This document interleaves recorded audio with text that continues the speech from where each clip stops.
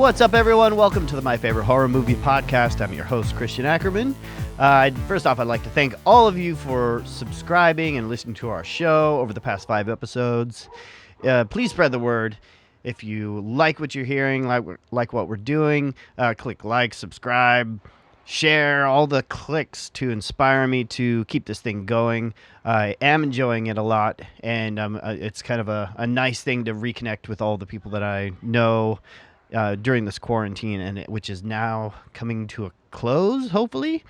As someone who appreciates spreading knowledge, I hope you and your friends can gain inspiration and information from what we're discussing.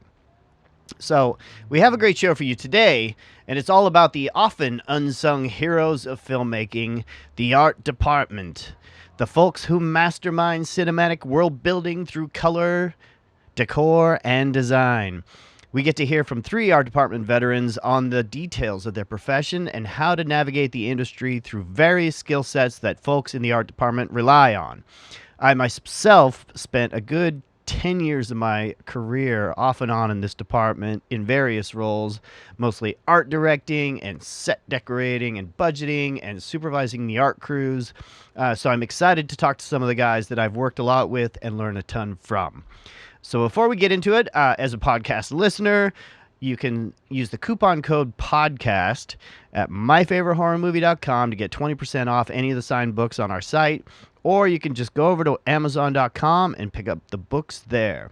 So let's start off with television and film graphic designer Josh McKevitt. I almost said Joshua. Josh McKevitt on his latest, and then we'll jump into Matt Trotter and Chase Wright for an enlightening conversation on film set design, TV set design, and all of the above in the art worlds. So let's get into it. It's the art department versus the world. All right, our first guest is a super talented graphic designer for film and television. His design work can be seen in props and set decorations for the horror film Bliss, the Into the Dark Hulu film Puka, Vita, the television show, the new Perry Mason show, and American Horror Story Cult, which is season 7, I think. He also designed the covers for all 3 My Favorite Horror Movie books and portrays our mascot, Uncle Krusty. His favorite horror movie is Nightmare on Elm Street.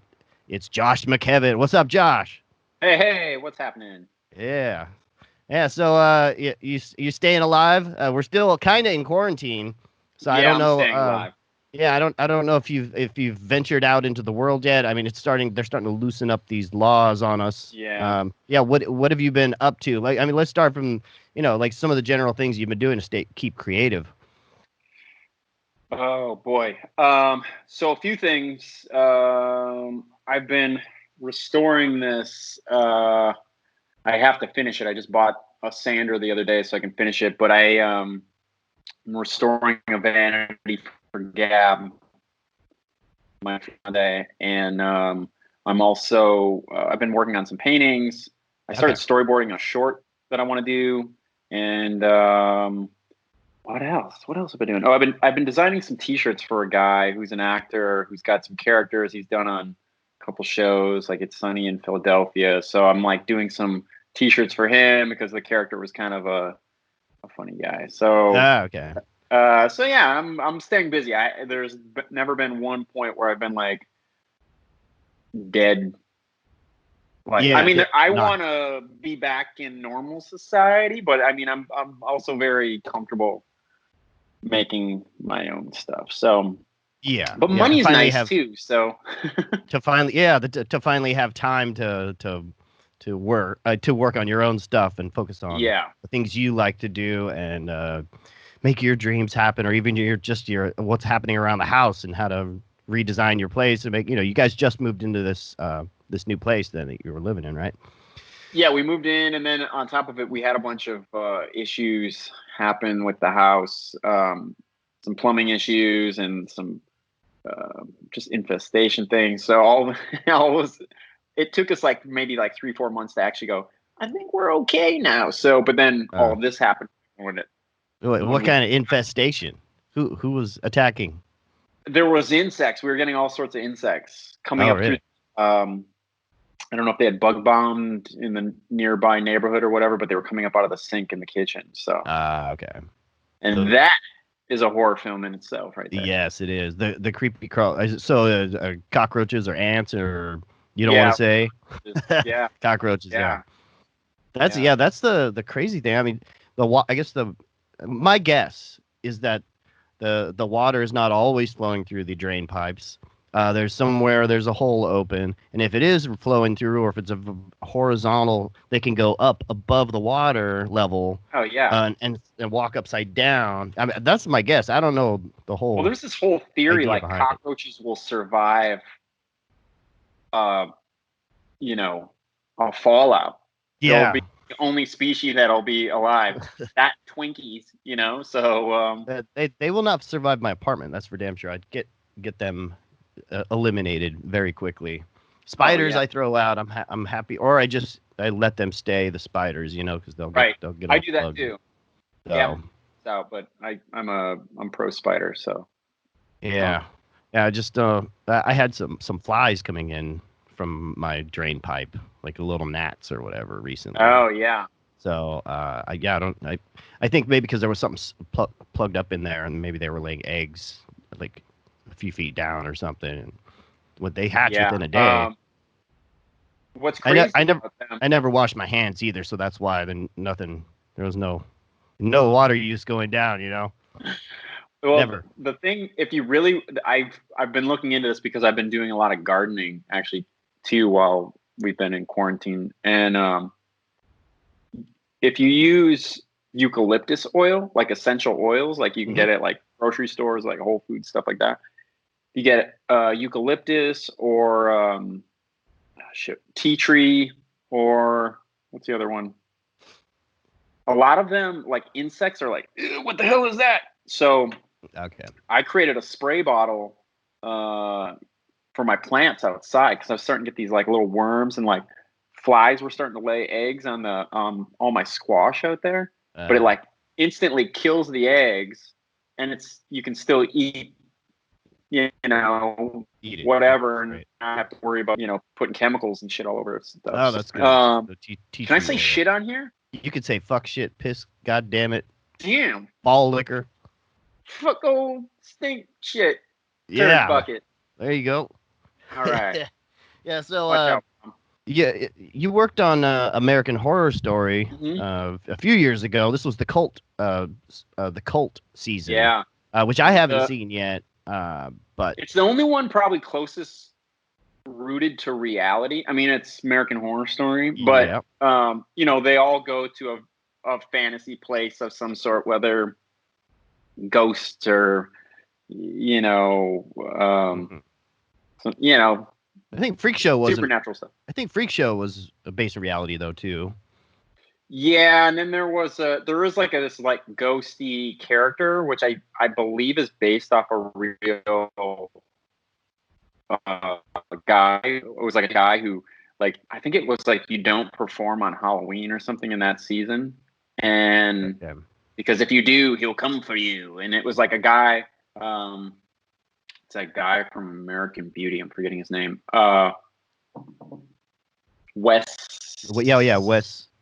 Do you know who I'm talking about? Yes, Wes something. Wes Craven. But anyways, he had like a face on one side and a face on this side, and I think that was the only real supernatural aspect of the show. Like he takes away the lady at the end of the season. And what was your what were the duties that you had? Like, what were the things you were designing for the show? 7. So anything like, if this was a set, I might have designed maybe this thing back here, this arcade, like we would call those skins that I might have designed that. I might have, if this was a called out thing and maybe it wasn't a set dressing thing, and maybe they were like, we want a Spider-Man thing, maybe I would have designed that board game thing, or maybe the poster, just to put our flavor into it, to make it more specifically ours, rather than going out and renting something at a prop house and then it's like you want to give personality to the thing that you're defining. It's like if you're doing a horror, like one of my favorite things I always see in horror films are like where somebody's like, I put my favorite horror movie poster on the wall. Like you always saw in every 80s VHS horror film, Evil Dead 2 was always a movie poster on the wall, or Texas Chainsaw. Wes Craven, or they were always trading off like from between him and Tobe Hooper. They're always putting their own posters on each other's walls, and that's was always great. So what is like some of the specific anything things? That's a sign, anything that's a sign, anything that's a logo, I'll come up with whole branding things that. I'll have to come up with a whole campaign for something. Sometimes it's like you got 10 minutes to do it. Mm-hmm. And, there's companies that spend like 6 months developing a logo or brand of something. And I'm doing it like, just like, and honestly, some of the best stuff I've ever done has been in that like tiny window of going, the director just called for this weird thing. We want it now. And you're like, oh, what? And you're kind of like, I hate you. But you're also coming up with some kind of good stuff too. So I feel I'm pretty quick on my feet, like shooting from the hip kind of response when it comes to that kind of quick turnaround. I don't like to work like that. I like to spend a little bit more time, like the thing before I think streaming really became the new norm with studio, when it was studios before, the main studios before, is you had more time to develop something. Like in a feature, you had more pre-pro time before you actually got to the point of where you're shooting. So you're like, okay, we can develop how this thing actually looks. Like maybe it's a character in the show who has a t-shirt that's very, he has a t-shirt in the show and it's like, we want this to define who he is, whatever, throughout the show, and that could be a thing like, say, afterwards, whoever is distributing the movies, like, now we're going to mark this thing and it's going to Hot Topic and every kid's going to buy that shirt, so, but streaming's made it harder and quicker turnaround with things. And I've also noticed construction budgets for building sets, because that's my position's in the art department. So, we're the world of what you're watching. So I always think of it like my position's like the cherry on top to, what I do in that world. It's like, got your 4 walls, but need something to where put on. am I? It's like, you're at the hospital. You know what I mean? Yeah. Which is sort of a graphic designer kiss of death. Like the 3 things I think a lot of graphic designers don't like to do are police stations, hospitals, law offices, because they're all the same. I mean, you could probably throw in fire departments and all that stuff too. But it's like this, if you're going to create signage for these places, same thing. It might just be like St. John's Street Police Department, versus LAPD or whatever, but I shouldn't completely like crap all over some of that stuff, because when you're doing period work, like I did when I worked on Perry Mason, we got, I'm diving into the 1930s Los Angeles police department. So everything was hand done back then. Whether it was like the painted on numbers on the doors, or or to like even sign painters and which sign painters are still a major thing in the industry. But I think sometimes they go, well, we can have, it depends on what the designer wants and how far camera is to it. Like if it's deep background, but they still want it to look painterly, I might design it as a vinyl graphic and I'll send it off to a prop house, maybe Universal Sign Shop. I do a lot of work there. So I'll send it there. They'll cut it. We'll have a PA pick it up, put it on set, and you can't tell the difference from far away. So I've done a lot of design work too for various shows as an art director, just out of necessity. Like we didn't have the budget to bring in a person like you to do it, so I was like, okay, I got to do it. But yeah, so So it's either you hand paint a sign that's like the dentistry or whatever that goes on the wall up there, but it depends on how close you are and how much texture you're going to see. If you're going to see all the way up close to it, then you definitely, you want to see the grit of the wood. You want to hand paint it on some old wood, sand it down a little bit, degrade the paint afterwards, and then paint over that. It might be another layer of paint underneath it, or you just try to do it in a print. Do it in the computer in Photoshop or however in Illustrator, and then do that degradation that way. So and the texture and the wood grain. Lot. Yeah, I work a lot in Photoshop and Illustrator. Like I'm going back and forth between them constantly, and so even with like stuff like that, for Perry Mason, it's like I was creating signage that was textured and had age, and like, it wasn't like overly aged to make it cheesy, but you have to sell it for the time period for what it's worth. So, they would have, planers for wood weren't like they were back then. So, it might have some grain coming through and like some texture. So I can design that stuff and it'll still read on camera as if it's like somebody hand painted this thing, Okay. I can illustrate as well. Mm-hmm. So I think that's always like an extra kind of tool in my kit, to kind of draw these things out and design them. So, I really like the work that I did on Perry Mason because first off, period work is fun because I think that's kind of the magic of this industry is like getting to play in an era or something that's not tangible now, So, and it's fun to research all that old stuff too, like the way that they designed, or the lettering, the different kinds of fonts, and that's not often seen these days. So going back to that kind of done. Like letter pressing in newspapers to even like ads, they'd have a guy who was just like the illustrator on staff who's like, I'm drawing up this guy and this girl, and free haircuts down on Central and whatever. So, I did all that stuff. It was cool. And, a lot of detail. They're never seen on camera usually. But I did some really cool props that I'd love to share right now, but I can't do it until it's like, out and about and all that fun stuff. A new show that you can't talk about, or a movie or show. Yeah, well, there's that too, but I've got there's some work on Perry Mason specifically. I guess I keep talking about that one because I can talk about it because there's a trailer out for it now and everything. But there's in that particular teaser or trailer, whatever it is, they have this awesome courthouse that's like Art Deco from the 1920s, and and it's pretty close to the time period because that that's when it was or whatever.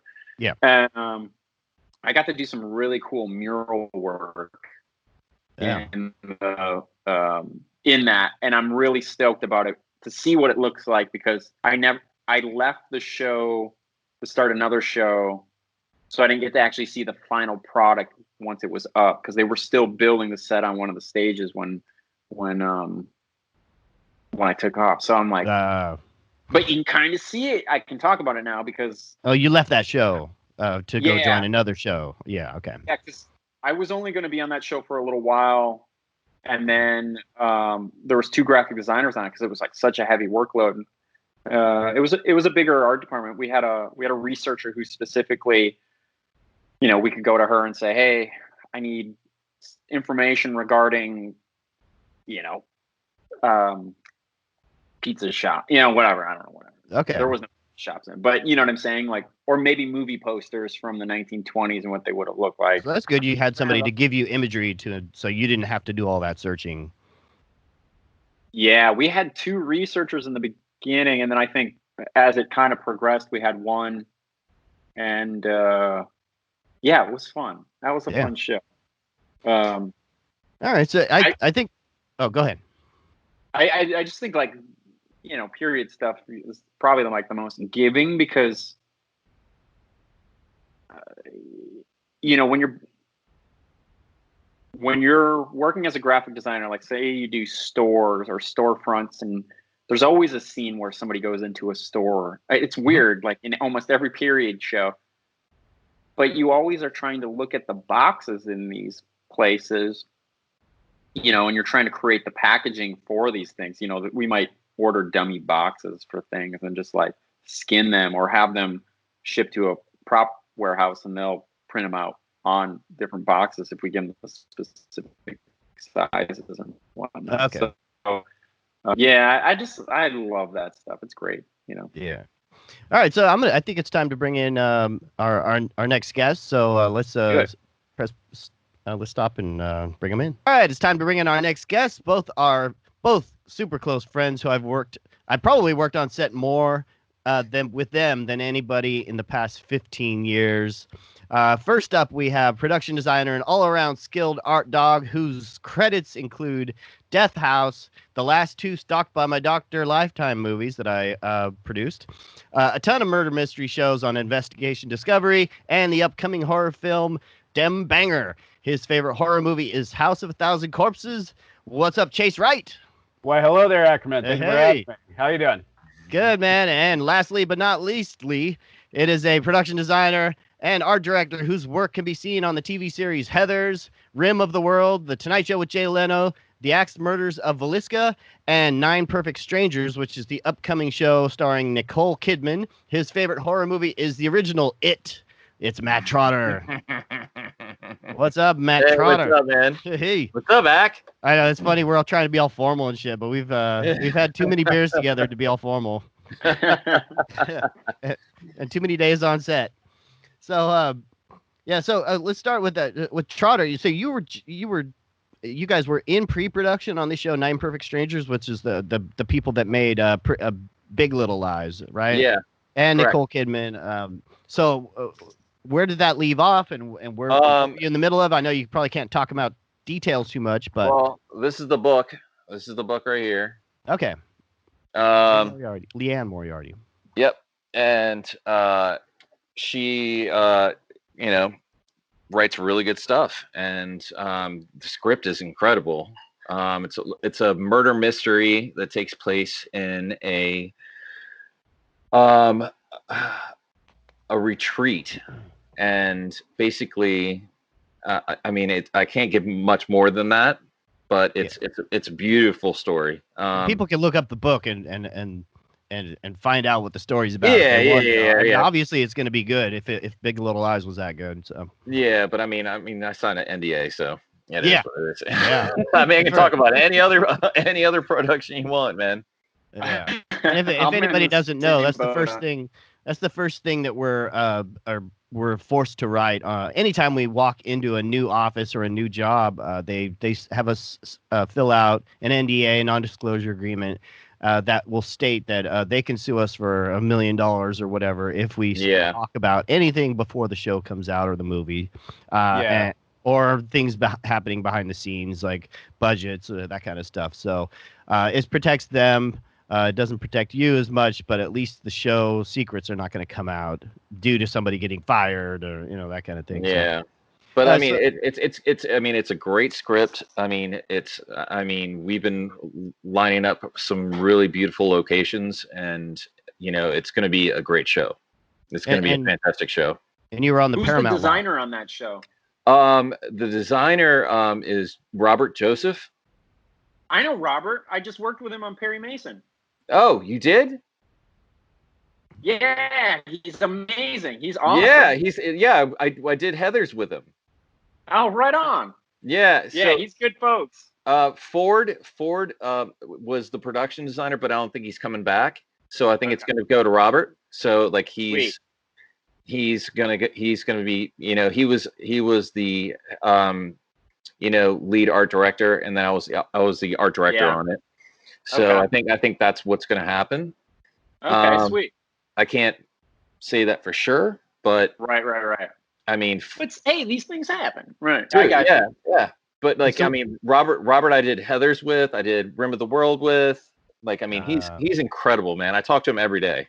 So okay, cool. Right on. Well, tell him Josh says hi if you do talk to him. So I will, man. I will. He's a good guy, dude. And so, where'd you guys leave off when the quarantine issues happened? Well, when everything happened, it was kind of like, there was like signs posted all around. They were like, just wash your hands and this and that, and I think one person in the construction department got sick. Okay. And then they just shut everything down. You guys were building sets and how far away? You were how far away from shooting? We were a little ways away. Still a month or two. Was the person? Did they have COVID-19? Is that what it was? I don't know if they did or not. I mean, it wasn't disclosed. But like the whole construction department was kicking ass. I mean, they're brilliant people. I mean, they're all. I mean, Robert yanked everybody that he knew that was awesome, and threw him on this one, and it's great. So, who was the construction coordinator on that? God, what is his name? I can't remember his name right now. So Chase. Brian Turk. Yeah. No, it's Brian Turk. Brian Turk. Brian Turk. Yeah. So Chase, I like your black lair. I've never been in there. If I did, I would probably end up trapped in the closet or something as a victim, right? Yeah, the gimps are chained up in the closet by having shut so that they don't escape.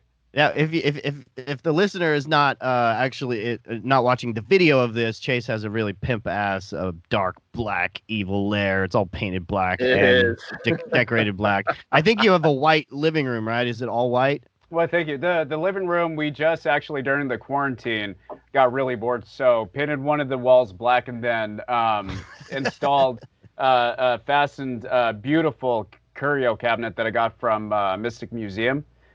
Bolted that to the wall and stuffed, filled it with all my skulls and, all the skulls that couldn't fit in the curio cabinet are all on my new black wall downstairs. And, I feel like we should have Kendall Long on this call as well. Oh, yeah. Yeah. Our old friend Kendall. Yeah, she was big into taxidermy, but I'm more into bones and just whole house littered with skulls. Yeah, so is that what you've been doing, like redecorating? How have you been staying sane? Oh yeah, staying sane. Doing a lot of renovations around the house, working, painting. There's tons of little art projects to do. I always do a bunch of wax and metal sculptures, to pass the time. And then of course you got good old beer to help pass the time. Yeah. And I would assume now that you're home a lot more, you have much more time to spend quality time with all the victims you have trapped in the closet. Yeah, exactly. You need a little TLC. The thing with Stockholm Syndrome is that you have to give them a little bit of naked. You can't just lock them in your closet and walk away. You have to give them a good slap every now and then that's how they cling to you. Okay. That's good. It's good to know. Yeah.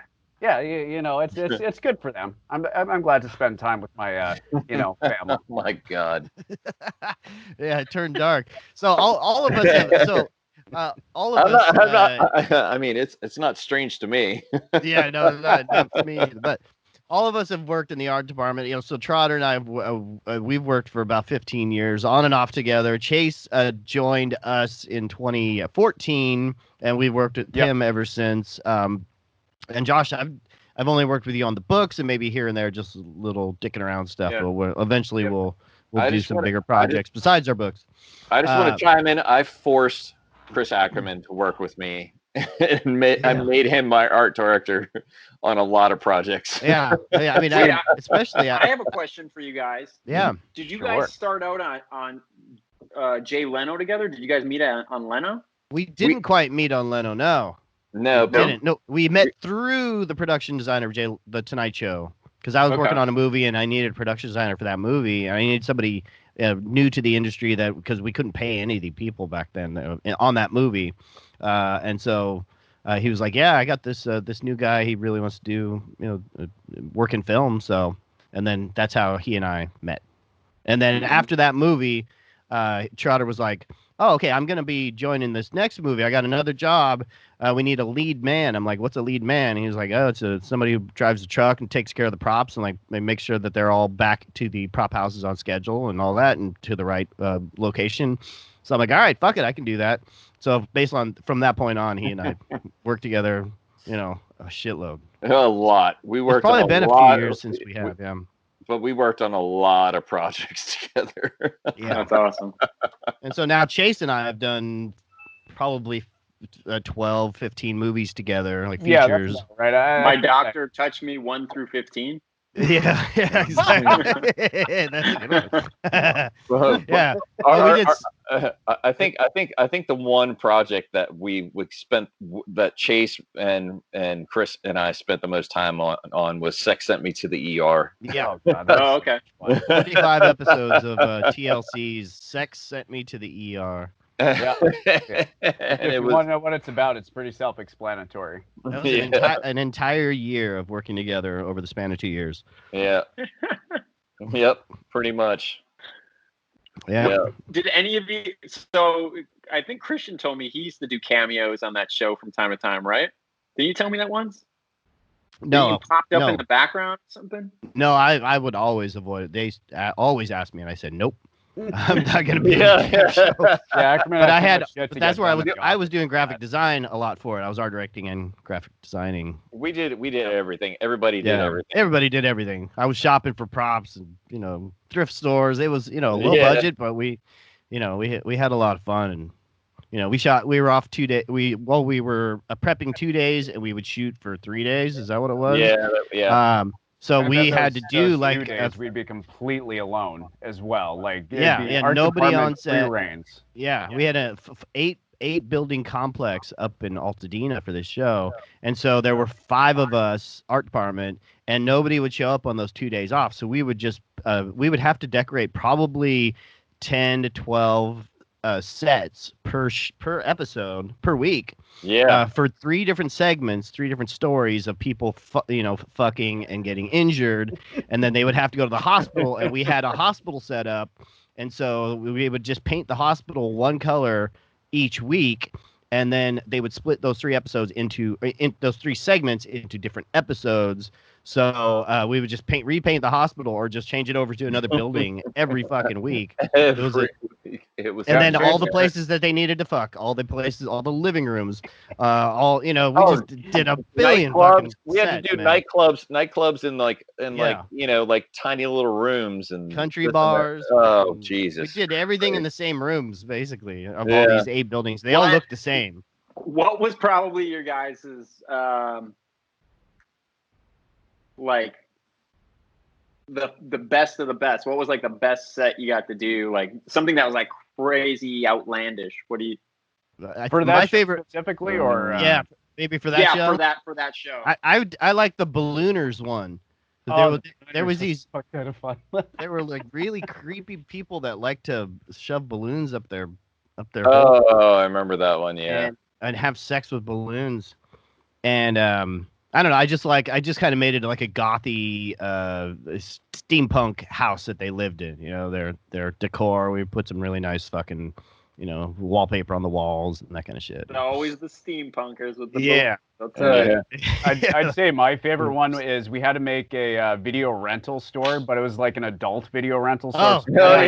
Gimp suits on the ceiling. We had fucking sex toys everywhere. So Ackerman made a whole bunch of really what? Who had to get all the sex toys? This guy.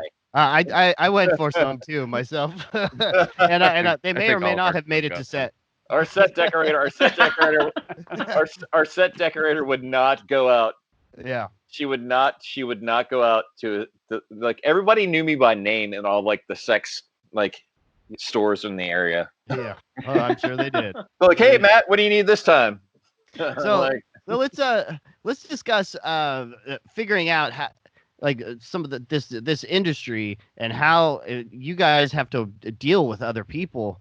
Josh, let's start with you. Okay. Who gives you the biggest issues on set? So listen, you don't have to be recent, but we can talk about the past. Like, who is the most difficult that make your life harder?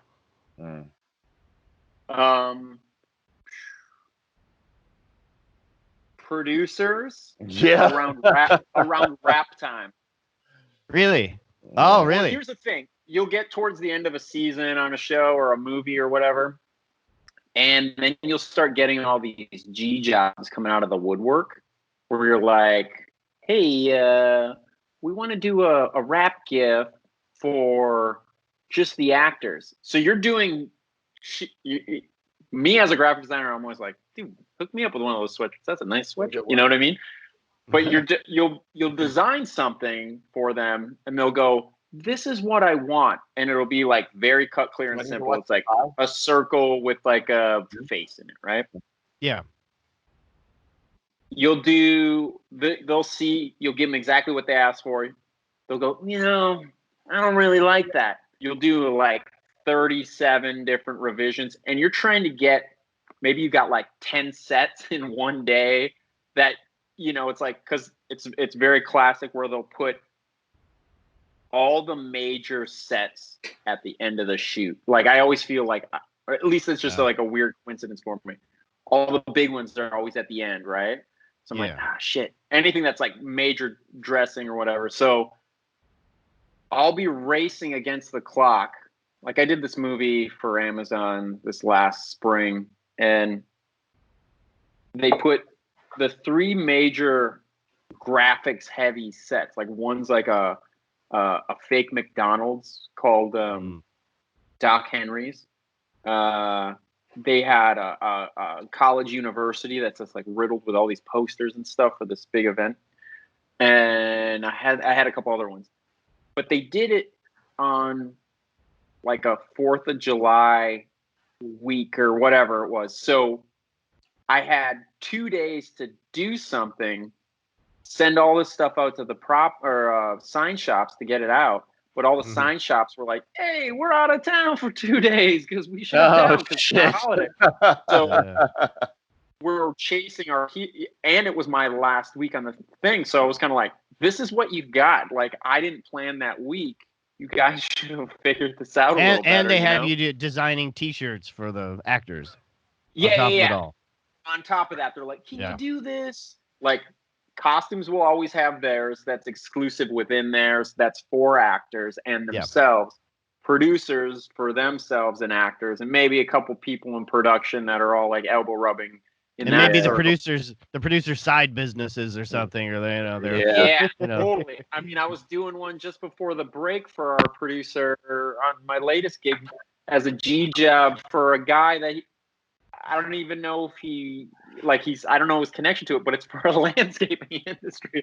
So I just thought it was funny. Like, I'm like, but it's sort of like a job hazard. It comes with the territory. You're going to design G job stuff no matter what. All the time. So Chase, who are your biggest enemies on set often? I could do the real easy answer and say, clients or producers, but I wouldn't say enemies. I find in my experience that there's a big rivalry between art department and grip and electric, usually due to a lack of planning on our superiors' behalf. The problem is with G&E, which is a damn shame because I feel G&E are the coolest people on sets. Those are outside of art department. Those are the guys that I want to go, shoot the shit with after set's done. It's a real problem when both art department are trying to move furniture in at the exact same time that grip and electric are trying to put up their lights. So I find there's always, team art department versus team G&E, and we're always clashing heads, especially on the bigger shoots, if they don't plan properly. But, grip and electric are awesome, but it's always a fucking pain in the ass when you got to go into a set and you have an hour to dress at the same time that G&E has to get everything ready to go before camera gets on set. Yeah. So, they need to get into an outlet when we just put a couch down. They have to put opal or some sort of frosting on the windows, or put a silk, on the backside of the windows at the same time I'm trying to, put up a damn curtain. Yeah. So unfortunately, Not the worst people to deal with because I love G&E. It's just the biggest pain in the ass is when they don't separate when art is on set and when grip and electric are on set. That's when it comes down to poor planning for like with production. Yeah. Right? Production is screwing up. You know, it's like associate producers that don't know what the hell they're doing, that are trying to like lay down like schedules and stuff like this, and they don't know it. And not giving the art team enough time, because the way that it works is that you need the art team to go in first. You need them to decorate everything, and then the lighting team can come in and finalize everything the way that it's decorated. But there's the associate producers. Usually, the associate producers they're tasked with this, scheduling, and that's what screws us. That's the problem. They don't know. They haven't gone through the ranks like we have. They haven't gone through the hard times that we have, and they're just given this just hey, figure this out. Okay, right. We'll just do this. We have this much time. And it's bullshit. It creates unnecessary conflicts on set, unnecessary butting of heads, because every department thinks their department's the best. Of course, you gotta be team whatever the hell you're working on. Then when you get all of us in a small cramped space trying to get our jobs done, of course we're going to see the other person as the enemy. Well, yeah. I mean, it's that's why you have to sit down with the key. The keys need to sit down and they need to talk and be like, hey, listen, we need to work together. How do we do this? The producers are screwing us, and you make it work. And that's the key to it. It's just sitting down and having a conversation. Yeah. What I always think is funny is everybody groans over tech scouts, but they're they're so needed. They're so needed, Yeah. Well, my point guy is always my art director, that's who I have my shorthand with, where I'm just take a photo of it wherever you are on location, measure it, we're good. We'll figure it from there. So, I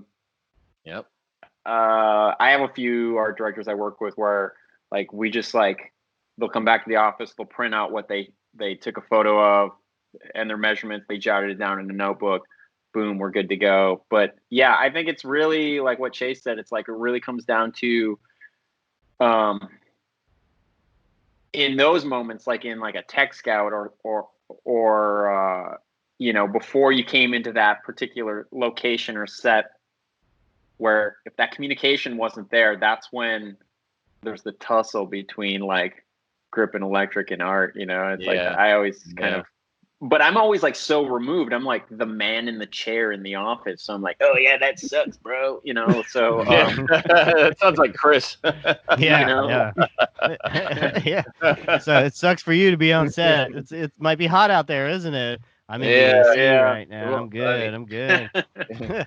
So Josh, what do you do? What do you do again? I'm a graphic designer, but I've worked the gamut from I used to art direct indie features and commercials and music videos, and I've done some production design here and there. But I didn't want. Makes me sound like an asshole. I didn't want a certain level of involvement. I just wanted to show up, be a part of the art department, be able to create, and go home at the end of the day without they're hanging the sign upside down and it's 30 feet in the air, that kind of stuff. I just didn't want to deal with that, kind of stuff anymore. So it also took there's a set designer who I love and adore. He's been around for years. He's done amazing work on all this stuff, from The Haunting to the Flintstones to Gone Girl, you name it. He's just been around forever, right? And he basically said, why are you chasing being an assistant art director? And I was well, and he's do you want to draft? I was no, I have zero desire to draft. And see, I love that. That's my favorite thing to do. I love SketchUp. I love SketchUp. Yeah. I know, and Vectorworks and all that stuff. I just, at the end of the day, I know who I am. I'm a little bit more graphic minded. I'm a little bit more that kind of world of things. So you're not strong enough to lift the hammer either. That's the problem, right? no, linguini are. Pot calling the kettle black. A mouse only. Yeah, no, I definitely, haven't seen you lift a hammer in years. Yeah, Ackerman. Actually, I think him and I take that TV apart. Yeah, we ripped the TV we used apart. Screwdrivers. But you know what? But Chase. Well, here, okay. I'm coming to defend you. Yeah. You don't have. Yeah. Okay. No, don't defend me and talk shit. Then. No. So Matt, there. In the last couple of years that Ackerman and I have been doing these made-for-TV movies, Ackerman is the guy on set that, oh shit, somebody broke X thing, and then Ackerman comes on set with his multi-tool kit, figuring out, hey, Gimp, hey, do you got this fucking tool? I need to fix this goddamn thing. It's like, yeah, here you go, come into the truck, grab it. So, you're both welcome. Dude, I no, my dad did that shit. But I'm fixing fucking, I have the shit stick. The shit stick was amazing. Anytime you have a trailer, I rent a trailer, and my buddy Roger says, all right, there's a shit stick in this fucking thing. If the thing ever gets clogged up, use the shit stick. And so I'm like, I don't have the heart to tell the interns and the PAs to fucking go use the shit stick to unclog the fucking shitter. So I do it myself. Or, if somebody rams into something, I'm like bending metal and trying to fix it so we don't have a loss and damage charge, afterwards. Like, fuck it. Or, Yeah, whenever shit went wrong in my department, it was always like, hey, Ackerman, this thing fucking broke. Help. I'm telling you one thing, Josh. Like, these two guys, we went through hell and back. And I tell you what, man, they can handle pretty much anything you can throw at them. Yeah. Chase will lift anything you could possibly think. He's the most motivated. The worst part about this whole quarantine is that, I feel just so fucking useless. I've been hauling my couch up and down my stairs with some semblance of normality of the life before the end time. So just somebody give me a fucking couch, please. So all of us have worked on horror films and horror shows and all that. Let's go through some techniques. So what are some of the special things that you usually only do for horror films that are just those little tricks, like the glue, the spider webs or whatever? Let's start with Trotter. Yeah, the spiderweb gun is awesome. It's amazing. It's basically a glue gun with air compressor, and you just blow it back and forth, and you just do it really nice and easy. And to create spider webs on to create spider webs, and you have to be really you have to like practice with it, because it can turn into a shit show really quick. Yeah. So you just got to be really gentle with it.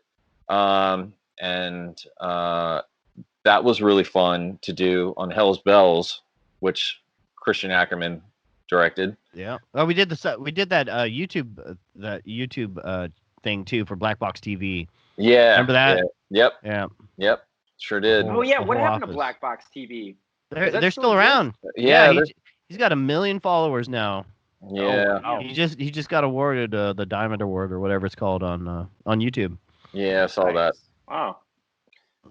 But it's like blood and like working on lower budget like horror films, like our department has to do a lot of different stuff. When it comes to blood, when it comes to spider webs, when it comes to anything you can possibly think of. Yeah, dust. Oh man. Don't get me started on that. Yeah, how about you, Chase? What are some of your tricks? But aging. Oh, aging. Okay. Aging, and is my forte. That's like my biggest thing. Like, I love aging things. Yeah, you've aged me about 15 years since I've known you. Yes, I have. I've done a good job. Yeah. I gotta say, my favorite trick that I got is I got a pair of blood cannons. That's a fuck ton of fun. So it's these giant, like 10-gallon water tanks or water extinguishers where you can put slime in it, you can put blood in it, you can put bile in it, you can put vomit chunks into it, and you got a nozzle that connects to it. You fill up the tank with compressed air, and then whatever you need, a head exploding, the Exorcist vomit shooting out of a little girl's mouth. You just fucking push the button and away it goes. It's a ton of fun. Yeah, it's almost like a fire extinguisher. Did you build this thing? No. So you take like these. It's these tanks that. Did you get it from VFX? No, actually a retired firefighter, because they're the big. They're the giant like 5-7 gallon tanks that go on the side of the of a fire truck. But it's no different than a fire extinguisher. It's just the hose is so big you can put real thick viscous slick. Yeah, you can put like real thick semen. I mean vomit or bile or whatever you want, and then it'll shoot it out with. With a great amount of force. So that's my favorite thing in the whole wide world, is making blood angels shoot a shotgun blast.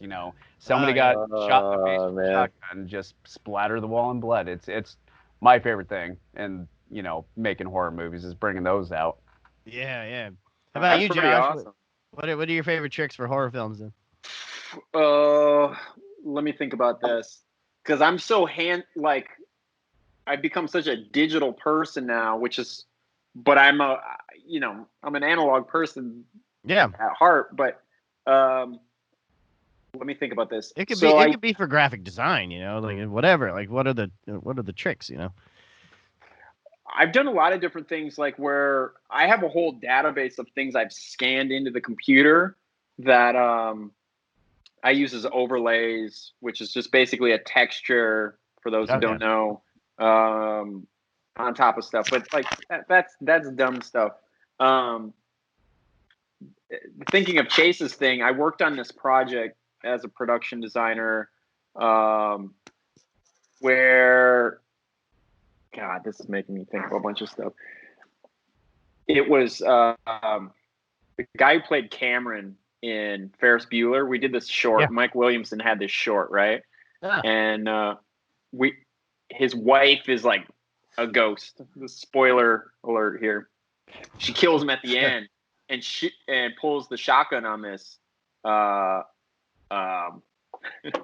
This isn't a trick or any special thing I did. I wanted to share this story because I think we can all kind of relate to it. So special effects rigged this cannon up the back of the dude's shirt, so it looked like it blew the back of his head out. It hits this wall, and Mike got this house from like a friend. It was like they just got this house and they repainted it and they did all this remodeling, and it was gorgeous. It was a beautiful house, like kind of tucked up in the hills of Burbank there. Yeah. And we go and shoot there overnight on this little horror short. And special effects, the last thing of the night was this effect where they blow this dude's brains out. And they did it. They had it. It was like a one take thing. You know what I mean? And I had one of the ones, as far as tricks that I'm kind of decent at, is like aging people and making them look older or younger when they were. Yeah. So I had a younger photo of the guy and his wife on the wall, and the blood and brains go shooting on the photo and they pour down from it. It's like kind of like the last shot. Yep. They blow this dude's brains out and they go cut, and then they're like, all right, everybody, it's time to go home. And special effects bounced. They just, what? Yeah. And in this, when you walk into these people's house, it's like an A-frame kind of like huge, like 30-foot loft kind of like open space. And it blew shit like up 16, 17. Oh, no. That. I was like, that's fucking special effects. Yeah. And that dude was just like, nah, bro, I'm out. It's they wrapped. We're good. I was like, that's your shit up there. So I felt so bad for these people because they didn't know they were put up in like a Holiday Inn or something. Mike put them up for the night, and I was like, we got to scrub these brains off the wall. They're like, almost. There was a Stockholm shot in my home. No, I get it. Like Oh, Chase and I man. have done that yeah. before for Death House. Because I mean the special effects team where they were like legendary, like Roy Nyrum and Matt Falletta, like those guys, they know their shit. But there are some people that I mean most of the time a special effects team will just spray the blood wherever the fuck they want, and once Just you say bounce, cut, yeah. they are fucking done. And then you're like, Yep. okay, as a producer or whatever, like I've been, me and Felissa Rose have been on our hands and knees, like scrubbing fucking blood off of every surface of a house that didn't have electricity, or like a old bar in the middle of the desert without electricity, as the sun's going down, and trying to get it all before the fucking owner comes to check it. Yeah. Well, that's Like, Yeah. that's a problem. That's a problem with low budget stuff. Is like Yeah, like they pull special effects in, and for they have to like they do this, and then they're like, all right, our time is done. yeah. And then it's your It's set. your It's problem. your set. There's It's blood your all over problem. your set. Yeah, it's And your problem. So as a producer now, I make sure to talk to the special effects team. I'm like, are you guys gonna have someone to clean up the blood, or do I? And obviously, always it's gonna be like, oh yeah, you need to supply that for me. And so it's just something that as a producer you have to always remember. The fucking special effects team is gonna bounce. They're gonna bounce real fucking quick, and they're not gonna stick around. So yeah, I don't know. I think it's a props. I think in the unions, it's like props has to clean it up. Am I wrong? Yeah, no, you're right. You're right. It's the props department. Yeah, it's property okay. department. Yeah, but like Even though like, special effects made the mess, props has to do it. I believe, right? well, they have laborers. Right. Yeah, like almost like a prop grip department. Or, yeah, because my buddy Eddie, he did season 7 of Horror Story with me. We did a Blumhouse project. I left that Blumhouse project. But yeah, I remember him saying that to me. Like he's like, yeah, I gotta clean up all this blood. Yep. Yeah, dude, it sucks, dude. It sucks so bad. I've done it so many different times, in the early days, and I'm just like, done. Yeah. I mean, that's the good thing. That's a good thing about being in the union is like you don't have to deal with that, as an art director or graphic designer, You just have the fresh faces come in and take care of that stuff. Yeah, the fresh on-set faces. fluffer. Yeah, I had Chase come. I had Chase come in and clean everything up. And look at him now. Look at him now. He's production designer. Yeah, now Right, he's framed off the ceiling for pleasure at home. So when it comes to, let's say you're the art department and all of you guys in your experience, you get a script. You read the script and you see all these things in the script, and oftentimes like some of the kind of the more seedier, low budget shows that we've worked on, these guys can barely like put a sentence together. That's often my fucking big issue with like a script. But what are the big issues that you see sometimes in screenplays or TV scripts that are like, fuck this writer? Why is this screenwriter doing this to me right now? Chase, let's start with you. So there's a bunch of stuff, but there's the one story, without talking too much shit and without saying any names. Ackerman and I were working on a feature film where the writer wrote in Pop-Tarts. A key prop was a Pop-Tarts box. He was adamant. He Twinkies. Apologies. He absolutely Twinkies. Loved Twinkies. It's like, oh, you have to put a Twinkies box in this in the shot. It's a key prop. We have to have the Twinkies box. Well, of course, the legal department and me, obviously, and me as the producer, and of course, Ackerman's like, you can't have Twinkies. So of course, at the prop house, you can either create a off-brand Twinkies box, or you can go to the prop house where they already have a bunch of different boxes for little pastry sweets that you can use. This writer got on a real fucking high horse saying that no, you absolutely have to put Twinkies in the shot. Well, you can't do that. Obvious reasons. It's a logo. It's the producer is worried about getting sued from Hostess or whoever owns Twinkies. Yeah. That if they see it in the shot. So in terms of conflicts with writers, That's the first one that comes to mind, is saying a specific item in the shot. I get it. Tissue. Tissue is a brand. Or I'm sorry, Kleenex. Kleenex is a brand. You get a tissue box. But never have I ever had a writer so passionate about Twinkies that he had to have it in his shoot and have a huge argument with Ackerman, with the director, of why it makes perfect symbolism for this movie. Yeah, we have this writer on set too. We're like, hey, there's just no way we're not putting Twinkies on set. This film is probably going to be seen on television, and anybody else, it could, because that's the world of advertising, and the things you need to worry about on film sets is that if you put a brand in, and let's say the serial killer loves that brand, or the serial killer is driving that brand of car, you can't, that brand is not going to be happy with that situation, and so you got to make sure that you get rid of that situation. Yeah, go for it. Yeah, you could definitely chime in because because it's like, this is like everything I have to deal with on a I'm always like, some shows will call for that specific thing, and sometimes it works out with whatever the gag is in the writing, right? Yeah. If you're gonna fight for it for when it actually makes sense to fight for it. And I honestly don't know how the fuck they got away with this, but so on American Horror Story 7, they talk about going into this abortion clinic and they're like doing all this crazy shit in there, and they cut a dude's hand off and blah blah blah blah blah. And it's like kind of that classic thing, like you can show coke on screen in a murder, but you just can't use the can to kill the person with. Yeah. There's so many. There's so many rules of what you can and can't use, especially with cars on the murder mystery shows. We're always dealing with like Toyota logo or Honda logo. It's just best not to deal with it. Just get a prop that's completely fabricated. That's what I think. You know what? I think the hardest part of our job is legal.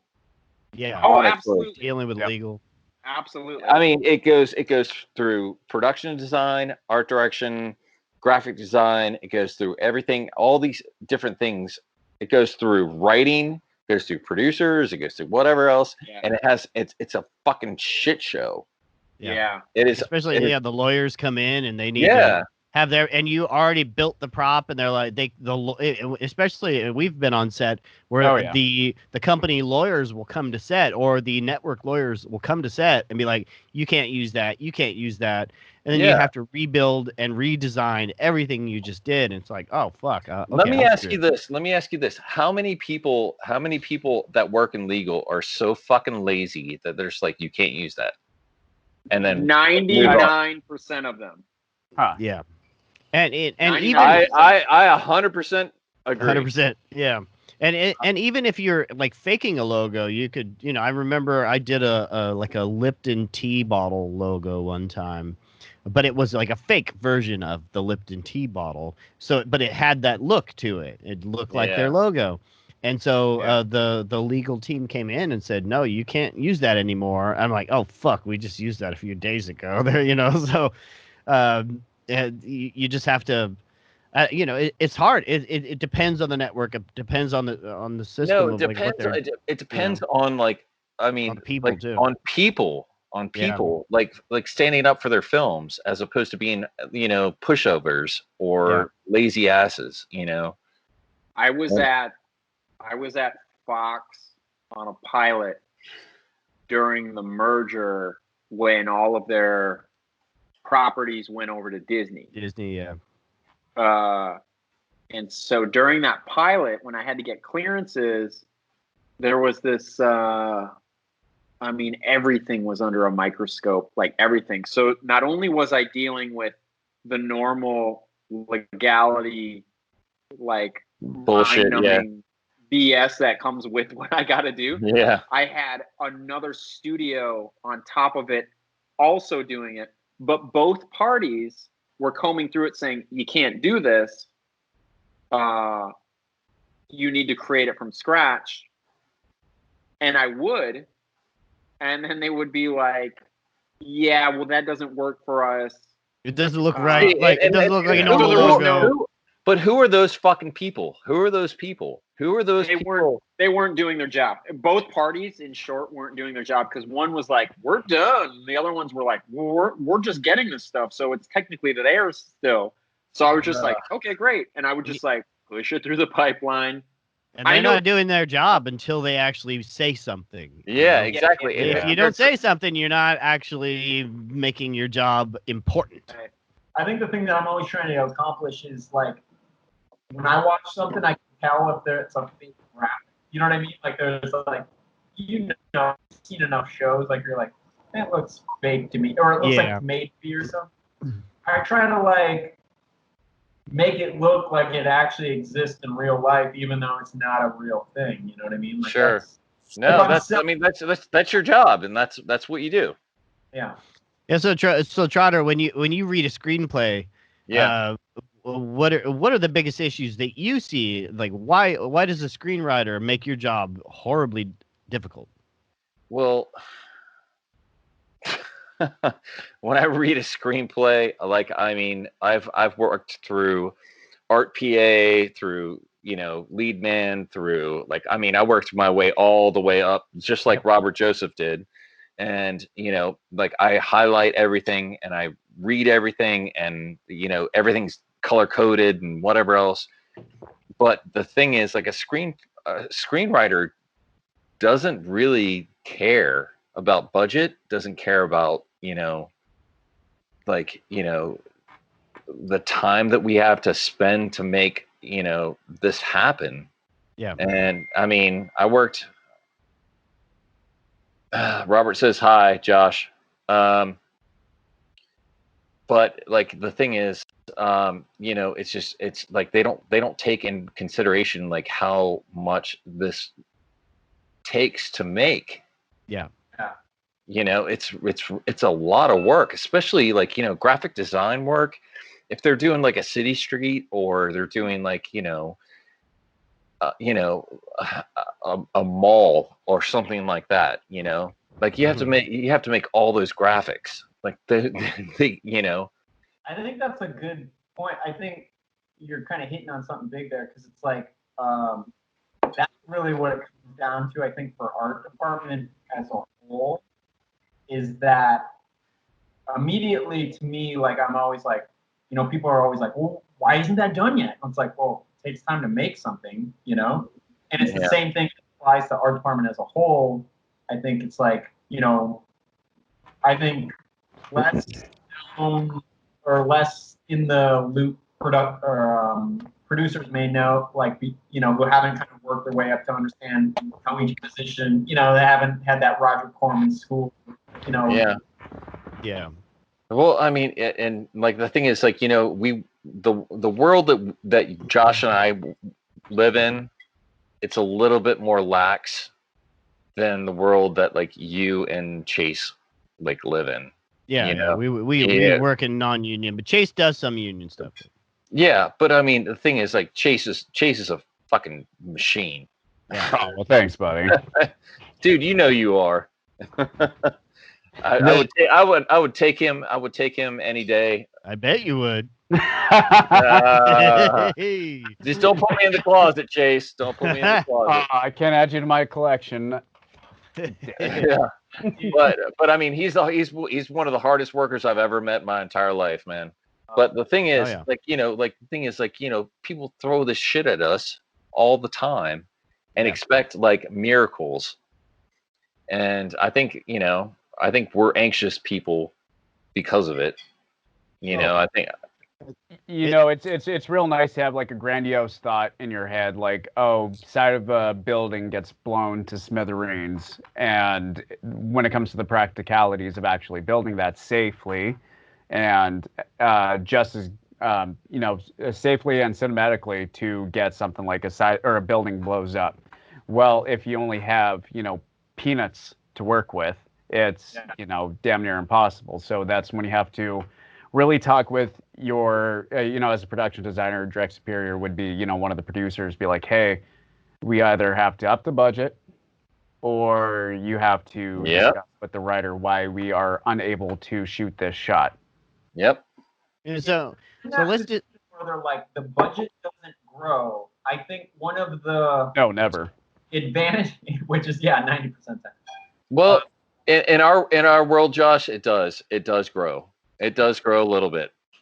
well over time, not within the project usually. Well, it depends what kind of budget the show. If you're doing a show for said network, like I've done some shows for Hulu and I've done some shows for Amazon. Both of whom I don't see that pushing. They're like, here's $10 more. Make that explode. Right. Yeah. Video, and you're like, you dick. That's the more one of the more creative aspects of the art department. Like we're sort of like secret, maybe a lot of people will be like, fuck the art department, and this guy's a dick for saying it. But I think there's like kind of secret savior aspects to the art department because you have to think a little bit more creative out of the box. What I think of the art department as a whole is creative troubleshooting. It's like, okay. Listen, the art department is the redheaded stepchild of film. Yeah. We're the whipping posts of fucking film, dude. It's like save it, and you'll also be the one to ruin it in everyone else's eyes, Yeah. I mean, we're responsible for everything that you see except for the actors and what they're wearing. Right. Yeah. That is our job, you know. So, what is it about producers that you guys have to deal with on a regular basis? Whether it's budget or just demands. What is it about them that can rub you the wrong way, and what is it about them that can be really good? Let's start with Trotter. Well, producers. I've worked with some really good producers, and I've worked with some really bad producers. And you know, depending on the script, like you walk in and be like, "Hey, listen, this is not going to be easy, and it's not going to be cheap to do this." And they're like, "Okay, what do you need?" And that is the ideal situation. There's been producers where, like, I walk in and I'm like, "Hey, this is not going to be easy, and this is not going to be cheap," and they're like, "Okay, we'll figure it out." Yeah. And like, and then it just with what little money you have, my skin crawls just thinking about it. Like it's like these people expect the world of us, and they don't understand, and they're not. I mean, they don't understand like the art department because they're just. I think that they may have been gifted this, role, or been kind of born into it, or whatever else. Like, but in a the producer thing is, role. yeah, and it's tough, man. It's really tough. But like, there's a lot of really good producers out there. What makes a good producer then, Trotter, for you? Someone that can fight for the art department, fight for the script, and fight for the money to make it happen. That is a good producer. Yeah. And I as someone who's been on both sides of the fence, like I since I understand art department, I at least can offer suggestions, or I can budget things properly in order to know that what the art department can do, and that's kind of a good advantage that someone like me, someone who at least has worked in the art department or has kind of really truly understood what they do and how much things cost and studied the numbers. That's a good thing to have as a producer. And same with art department, like they also need to know the producers have limitations and how much they can give them. And so that's when the art department gets creative. And how about you, Josh? Like what? Of course. But like at this, when we're dealing with explosions on, like Disney lot or something like that, there's there is, a limitation of like what it costs. So yeah. How about you, Josh? Like what kind of I think he pretty much nailed it with what he said. As far as, I think it takes somebody who's kind of worked through the system to know how each department works. Yep. It's, I always like refer to it as like the Roger Corman school of like knowledge, because it's like all those people who came up through Roger Corman stuff basically used to pull nails out of sets, and then they became the guy who was rebuilding the set that they used last week on the same movie, with the same nails. Yeah, same nails, exactly. So, I think working, I think that's what kind of makes certain parts of the Hollywood system, if you will, work as a traditional system of working up through those tiers, because then you understand how each department works and what their needs are, and there's an appreciation and a respect that comes full circle. Yeah. I agree. I think the other thing that he said, which was interesting, was like people who've just like, I think there's these people who become producers because they're like, I'm the top dog on this show, but they have no clue how the position works. But they think being a producer is the person who makes the movie that gets the credit for it. It's a credit thing. Right. It's like, look at me. I'm the guy. Yeah, they just, all right, dude. They walk on set and they act like they're the top dog, but they've never actually, because there's a million of them out there. It's insane. Is a disease. And they have no clue. It's a disease. Is that what you said, Chase? Because that sounds like a good. Nepotism is a disease in this town. Nepotism. Just because you're so and so's nephew, they automatically get pushed to the top of the totem pole without doing a goddamn thing. And a producer will come on set and not have the knowledge of just being on set and the ins and outs of every single department, and those are like key things to be knowledgeable of, is like how to do all these things and what each piece of equipment is and how long things take. It's insane that someone, and I've often seen it where when I was a PA, and I would see maybe an intern or somebody back in my like old school days, back in the 90s, where I would see an intern and then I would see them become a producer. Like a few months later, it's like, you're a producer on a reality. And it's usually the reality show producers where Right. And the worst outcome of that is that their heads just get like fucking enormous because they feel like, I went from a PA to a producer overnight, so why can't you? Obviously I am amazing because, I went directly from PA to producer. Well, it's because your daddy's running the company, just if you want to. Or they're really good at sex. And that's what I'm.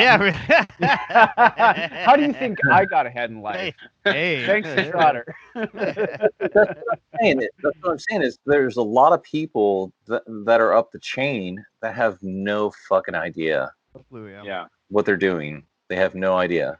And like, Chris, you've done a really good job of learning every aspect of like, the film industry. And I put you through the ringer.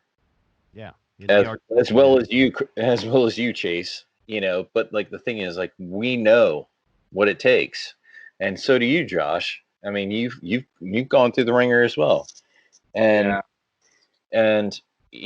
like I put these guys through the ringer. And the thing is, like, when somebody comes up as somebody's cousin or a nephew or somebody that's a producer's, or family, son of the studio head. something like, whatever. It's everything goes to shit, and it causes us a fucking panic attack every goddamn day. They don't understand the idea of like preparation, and then once they understand that the decision they made early on is now on set and that it's wrong, they didn't have the experience to make the right decision in the first place, and don't understand the the budgetary constraints that that someone will have to deal with when replacing a couch, Right. You know, or Exactly. Yeah. someone, okay, you need you want a new couch for this scene that we just set up, and it's shooting in 30 minutes or an hour. I have to go get a new couch because it doesn't match color scheme that this boss producer, made the wrong decision on in the first place. The But- problem with but- that too, that Trotter and Josh there know quite a bit as well too. The biggest, going off of what you say, Ackerman, of them not making the proper decisions ahead of time. The whole point of SketchUp is to show the client or the producers, this is exactly how the set's going to look. Is this how Exactly, you like yep. it? Can I change it now? If you want, different carpet, if you want different curtains, if you want different colored walls. Well, Is this what you want? And then they come on to set and say, nah, I don't really like it. Well, you had 2 weeks. Tell me. Well, Yeah. well, Right. Well, Chase. Unless you're on a hit show where somebody just wants to change that at the last minute, and you go, Yeah, there's that too. okay, I guess we have to do that. If the Yeah. money's there, But guys, Josh, look at my website. It's laartdirector.com. Okay, so everything's Damn, you got LA art director. shameless Yeah. plug. hell yeah. But look at everything needs they all want everything in grayscale. So Yeah. I will plan everything out and do everything in SketchUp, do a walkthrough, do all this other stuff, but everybody wants it in grayscale because the set decorator is in control of that. But Right. and they're on the fucking line, dude. Like I don't know a set decorator that is sane because they get put through the fucking ringer more than art directors or production designers do. I've met some set. I always find that there's like a certain like plateau level of set decorator where they've become like sort of zenful. Like they're like it's a certain age they've reached in their position and experience, and they're just like this, like they're all like Matrix, like bullets passing past them. Like it's cool. We'll figure it out. I have a solution to this, and it's like, well, that's like the set decorator for for the show that we're working on. I mean, she's probably in her late 50s, and she's like, she's just like, we'll figure it out. It's cool. Yeah, but everybody that doesn't understand what a set decorator is, they're the boss of actually decorating the set, and so they have shoppers and set dressers underneath them that they tell for every the prop, that they discuss and have all the props and all the decor that is placed on each of the things, and they are the bosses, and they could be very crazy. Yeah, but they're based, but it's all based off the production designer. So they work directly with the under the production designer. Yeah, and then but they work with the production designer. So and the art director, on the space, on the construction and whatever else. So there's a lot of working parts that people don't understand about like the art department. And next time you watch a film, just know that like the art department is responsible for everything that you see, except for the actors and what they're wearing. Or except for like established buildings that the producers were able to finagle, or True. all the decor and what everything looks like is the production designers. Yeah, sometimes but I find, depending on what the production is, that costumes can be. How do I say this with? Oh shit! Here we go. No. I love costumes. I'm just saying. I paused way too long and made this. Awkward. I've been drinking. All right, damn it. There's an excuse. It's quarantine, dude. Yes, I have quarantine brain. There you go. Also, they can kind of operate on their own front, or they can be basically what I'm trying to get at is sometimes I've worked with costumes where they're very collaborative as the group whole, because that is what we do. That is what this industry is collaborative. Or they're much on their own wing, and it's like, I've talked with the director, I know what we're doing, so you're kind of like, all right. The colors of my costume should not clash with the colors of your set. Exactly. Yes. But usually you don't have that issue. Everybody's usually on the same page. Yeah, usually everybody's really good, and I make it a point to go talk to like wardrobe and say, hey, listen, whatever you need, let me know. If I'll give you my colors, I'll give you everything I need that I have. I'll make a sheet for you so you can work with that. And like, I usually don't have a problem with it, but there are those times, like Josh said, sometimes costumes is like, ma. Yeah, and every single department has to work together. Yeah, go ahead, Josh. Yeah. Because you had asked me earlier, you said, like, what are your issues with, I was trying to figure out what kind of fucking issues do I have? Well, let's not talk about the other issues. We'll talk about filming. They got pills for that now, Josh. Hey. Oh. Your Spider-Man fixation. Something about webs and... The thing that I think that drives me crazy in my position is when people just start coming to me with like requests for things from different departments. Mm-hmm. And I'm already so busy with our immediate department as an art department.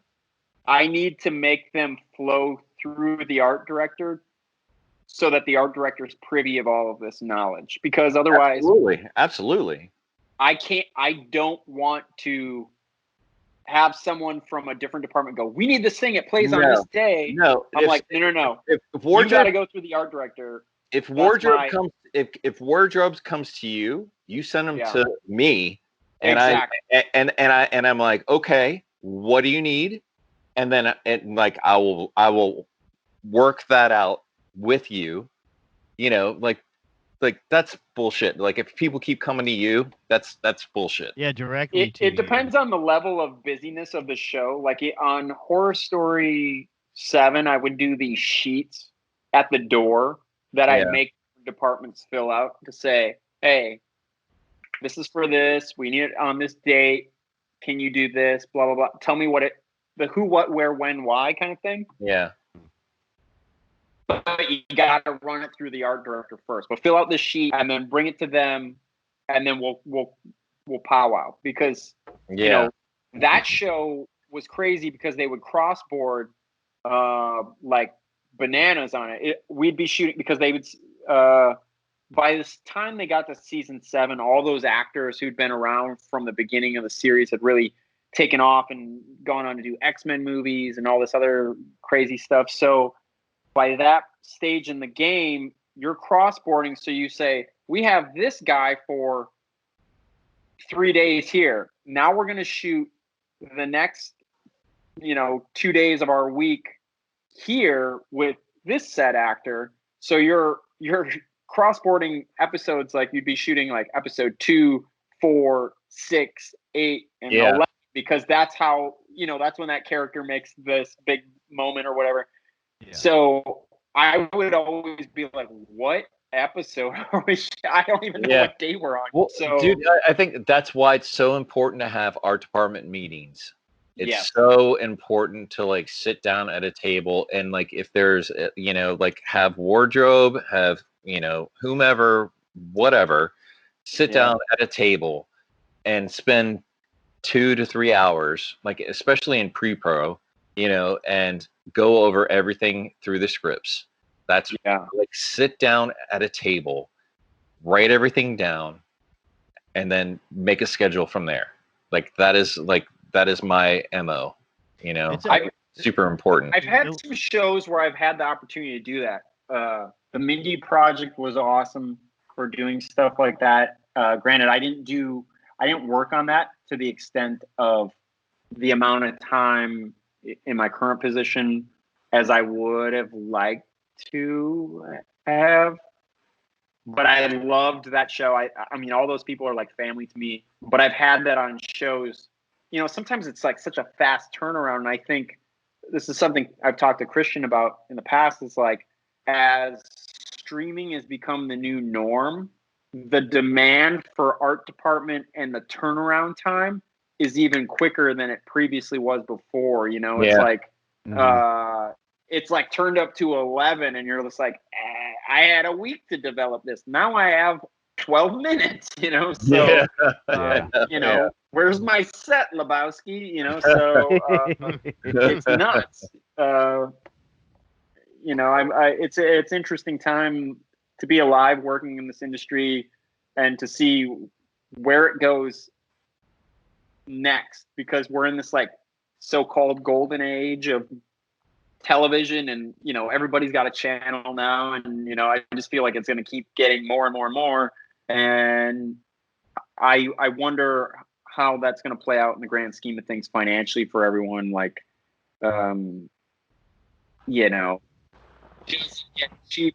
Like for me, I've seen the change where they're like, well, we don't have to hire a set designer. We got this guy over here. He lets us know we're at the ice cream. Yeah, exactly. Yeah, I know. So when it comes to people that you see that are interested in joining the industry, and a lot of people like Run. the art department, yeah, I know, yeah, run, don't go. But you know, the art department is such a versatile and sometimes non-specific kind of situation, because in the art department you could have like painters, sculptors, carpenters, welders, graphic designers, just general like shoppers, people that understand period sets and design of like of just different periods, like people that have studied design. What would you like? So there's a lot of people out there that you know, like I whenever I talk to someone that's new to the industry, or even writers, or you know, screenwriters, anybody, I always tell them, find what you can do on set in order to be in the business and not be a waiter, or not be an insurance desk person, or a car salesman, or whatever. Get into the industry in order to connect with the people, in order to propel what you're trying to do professionally. And the art department is kind of that versatile thing. Like like Trotter brought me into the art department because my dad and my shop class and my plastics class in, you know, high school and junior high school, like taught my dad, especially my dad, taught me how to build and weld and do all these crazy things. Not crazy things, but like just normal, like work with your hands kind of situations. What would you guys tell people that would help them get into the industry, you know, and people that are outsiders, people that are screenwriters, people that are just, you know, let's start with you, Trotter. My first within the art department, you know, ask questions. Yeah, there is no dumb question. Ask questions, like pay attention, like ask, like, how do I do this? You know, there's like, if you don't know how to do it, show somebody, especially if you want to be in the art department, you have an artistic mind. Okay. So you're right brain. So like you're like, you see something being done and you learn it and it's done. You know, I mean, it's like, you know, go online. If you want to be an art director, learn SketchUp classes or graphic design classes, you know, look up Photoshop and, you know, download that, and like, you know, like all these different things, and YouTube is the best source. It's the best class, man. You can learn anything. Like, I mean, I'm self-taught with everything that I have. Yeah, same. And you know, the thing is, like, just go for it, man. And you got to work hard for it and push. That's all I would say. And like, you know, the thing when it comes to like the working, like the hand, like the tools and like all that stuff, just be careful, watch people, and, you know, Don't wear gloves. Don't wear gloves when you're using hand tools. Power tools. Yeah. Don't wear gloves while you're using power tools. The glove will get sucked into the power tool. Yes, it's number one rule. Yep. Actually, real quick on that, Trotter. I was watching something the other day, and I brought that up with my roommate. Just the actor in the scene was using a tabletop saw with gloves on. I was like, no, that's a prime way to lose your fucking fingers. No, yeah, absolutely. It's the dumbest thing in the world. They have a false sense of security with these this leather or cloth on your hands, on top of the fact that it's just something that can catch in anything, even if it's a power drill or it's a screw drill, screw gun. So Josh, like, how would you? Yeah, like if people that have this wide range of, or even a small range of technical skills, like what would be your advice for them to kind of join the art department? Because there's such a vast amount of places for them. Yeah, I think just start out as a PA, because you can't say, you can go into an art department being like, I want to be a production designer, I want to be an art director, but it doesn't matter until you're actually there and you spend enough time. You might actually find out you love set designing, or you may like being in set deck, or maybe you're interested in camera. You don't even fucking know. But I think art department is like a great launch pad, because it really, without not to shit on production PAs, but I think when you're in the art department, because it's more of the doing and making side of things, not to say that doesn't come with production, there's just a different sort of technical, artistic You inclusiveness. have a skill. So you might find out, like, fuck, maybe I want to be in construction, because you're running things to the mill for these guys to build. Maybe they needed hardware, whatever. You start to build these relationships with people. And those relationships, I think, are important, because you can start to, everybody always, loves a PA who asks questions and is politeful and is not invasive to their space. Yeah. But is because they see a side of themselves maybe in that person. Yeah, you want to take them under your wing. I do, at least. Yeah. Every PA that I have who hasn't been a shitbag along the way, I love to give advice to. I seriously love talking to PAs, probably the most on a show, to help maybe give them guidance towards something. Maybe it's just like a summer job to them. Who knows? It could be one of those things. I've worked with that bracket over time too, but I think, I moved out here from Wisconsin as a kid who grew up thinking, movies were so foreign and intangible, and but I also was Star Wars messed me up as a kid on Laserdisc, so I was like, I'm gonna do that. I don't know what that is, but I want that, Yeah. So I chased it enough to get here, and now look, they're remaking all my favorite movies into horrible ones. So,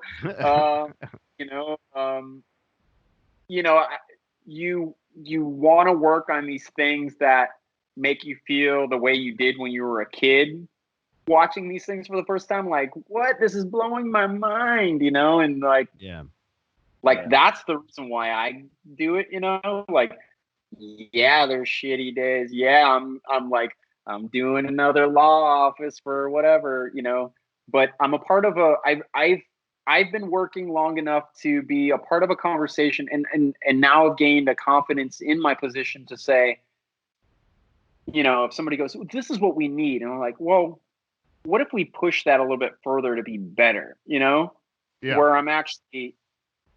So not only are you pushing your designer to be better, you're pushing yourself, and maybe you're putting more on your workload, but at the same time, you're making a better product. If it is something that's going to end up becoming kind of unique to you down the road, I think we all walk away with each project as having its own unique imprint on ourselves, and what we walk away from that, was it a forgettable one?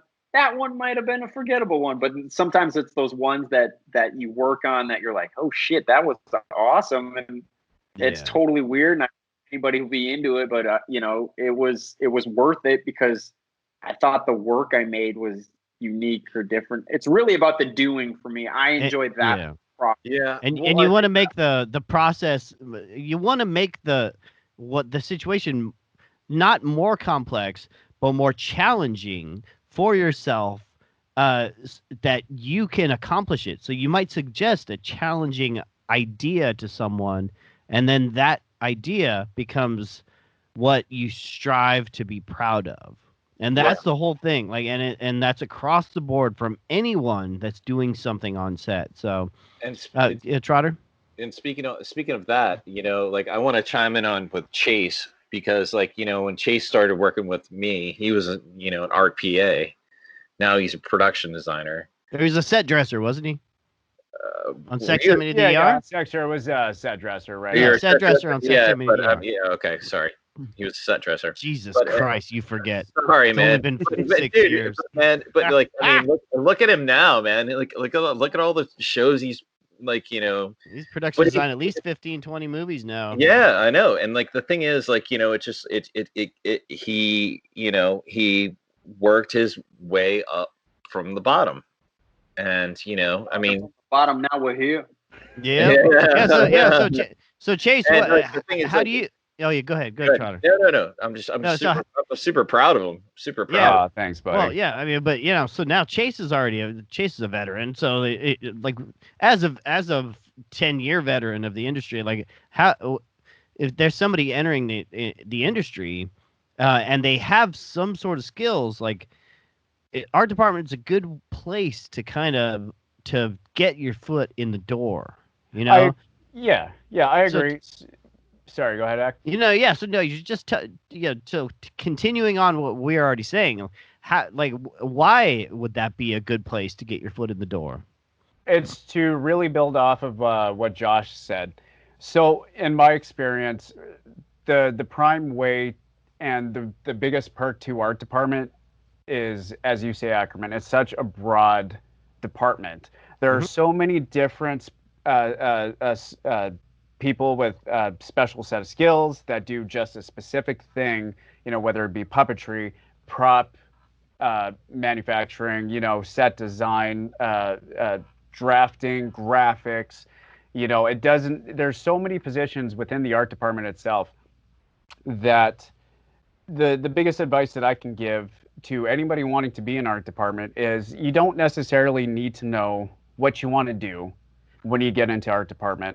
The biggest attribute that you can have that will get you very, very far is just being a jack of all trades. You don't even need to be great at 50 different things. If you are mediocre in 50 different things, it'll get you so far. I do not consider myself a graphic artist at all. Nothing drives me wilder than sitting in front of a computer screen for more than 5 hours trying to get a graphic done. But if you want to work props, you know, a lot of times in these smaller productions, they can't afford for somebody like Josh, a veteran graphic designer who's incredible at his job. But if you know how to work Photoshop or, you know, Adobe Illustrator, you can get by. You can get by. A lot of times, that's all you need to get ahead in this industry is just do as much as you can. Eventually, you'll find something that you absolutely love. Like puppetry is one that when you think art department, like, you know, nobody goes like, oh, I want to be in movies because of puppetry. Well, there's people, you know, working on, you know, Coraline or, you know, Dark Crystal. The Dark Crystal, all that stuff, who technically that's art department. So they fall into, if you want to get into art department, you eventually fall into what is natural and what is most fulfilling for you.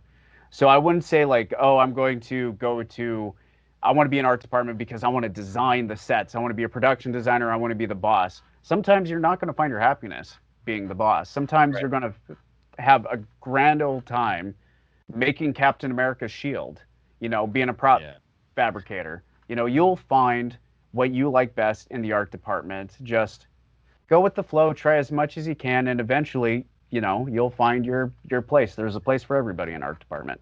Yeah. Right. Can I chime in real quick? Yeah. Sure. All right. So in our art department, there is something new every day. Oh yeah. There is Something new to learn. New. Yeah. There's something no, but there's nothing everything is different every single day. You don't do the same thing over and over again. You don't fill out the same forms. You don't, do this and that or whatever else. I mean, you get to create something different every single day or multiple times a day. It's just that is my biggest thing about art department. Like I It's love the biggest perk to it for sure. Every day is different, which is lovely. Yeah. Yeah. So let's wrap this up then. I want to thank you all for being on the show. Trotter and Chase, you guys were supposed to be a part of the My Favorite Horror Movie trilogy. I tried to get you both. I know. Yeah, I know. There's illiteracy issues and all. I know. I'm a dirtbag. I've been busy, North man. Carolina and Montana and Canada. You guys both grew up in the educational systems might not be, might not work for you guys writing essays. I get it. But since I'm sure, whatever. I don't care anymore. It's 95% done. So yeah, it's coming. Yeah. So all right. It's those college papers from it's like nightmare college paper. You see the word essay, and you're like, oh my god. Yeah, exactly. You're like, oh shit. Do I have to write an essay? Like I always avoided writing essays in college. I would drop out of the class if it said you have to write 8 essays over the next 4 months. I would immediately walk out of the class, like while the teacher is saying the syllabus to us, and he handed it to us. I would walk out of the class. I would get on the fucking college phone, and I would I would find another class to replace that exact time period, and then I would drop that class. I hated it. But now I fucking just put out 3 books with 150 essays. So holy shit. Where did I go with my life? So Chase, where does everyone find you and they cyberstalk you? To cyberstalk me, I'm not on the Book of Faces, but you can find me on Instagram at chasewright.ca or just check out the website chasewright.ca. Excellent. And Trotter? LARtdirector.com. Yeah, you got to go there. Yeah, don't message him. He doesn't like people.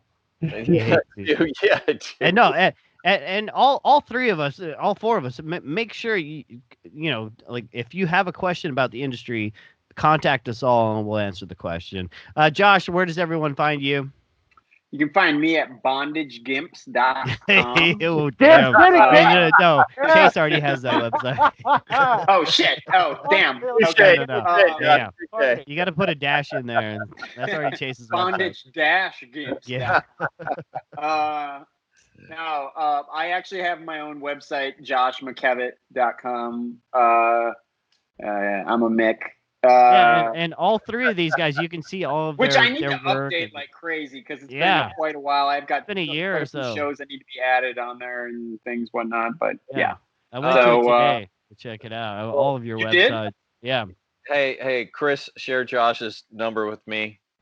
Yeah. Well, we'll get beyond that. Here it is right now. No, I'm just kidding. Yeah, I have nudes of Josh, so you'll get those too. But yeah, thank you guys all. Go ahead, Chase. No. Can I get Josh's nudes, please? You gotta see me. Yeah. It's on the dark web. July ones. You're all assholes. Yeah. All right, but thank you guys all, and we'll catch you on the next round. And thank you. Chris. All right, appreciate it, buddy. Thank you very much, Jack. Thank you all for listening to My Favorite Horror Movie. Please subscribe to us on iTunes, Spotify, Stitcher, Podbean, and catch our videos on YouTube. All of those links and ways to pick up our books are at myfavoritehorrormovie.com. My Favorite Horror Movie is a Black Vortex Cinema production. Thank you all, and we'll see you soon, evil ones.